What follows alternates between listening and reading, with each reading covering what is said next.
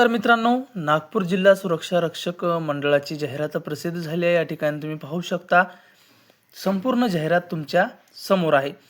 विद्यार्थी मित्रांनो, या ठिकाणी आपण सविस्तरपणे माहिती पाहणार आहोत। पात्रता जर पाहिली तर 12वी पास उमेदवार या ठिकाणी अर्ज करू शकतात। वयोमर्यादा 18 वर्ष किमान आणि कमाल 35 वर्ष। त्याचबरोबर तुमच्याकडे महाराष्ट्र राज्याचे डोमिसाइल सर्टिफिकेट असणे अनिवार्य आहे। शारीरिक पात्रता पुरुष उमेदवारांसाठी उंची किमान 165 सेमी, वजन 50 किलो, छाती न फुगवता 79 सेमी आणि फुगून 84 सेमी झाली पाहिजे। महिला उमेदवारांसाठी उंची किमान 158 सेमी आणि वजन किमान 45 किलो। या ठिकाणी मैदानी चाचणी जर पाहिली विद्यार्थी मित्रांनो तर 100 गुण असणार आहेत। निवड प्रक्रियेत 100 गुणांची मैदानी चाचणी होईल। यात पात्र होण्यासाठी किमान 50% गुण मिळवणे अनिवार्य आहे।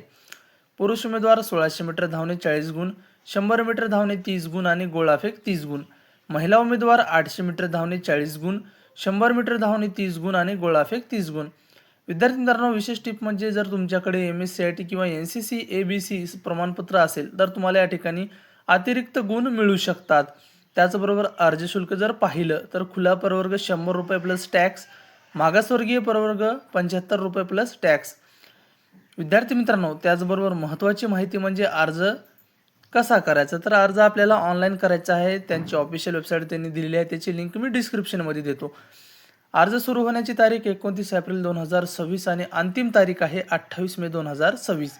विद्यार्थी मित्रांनो, ही माहिती आवडली असेल तर तुम्ही आपल्या चॅनलला सबस्क्राईब करण्यास विसरू नका, कारण आपण सुरक्षा रक्षक मंडळ भरती संदर्भात प्रत्येक अपडेट देत असतो। जय हिंद, जय महाराष्ट्र। पुन्हा भेटू।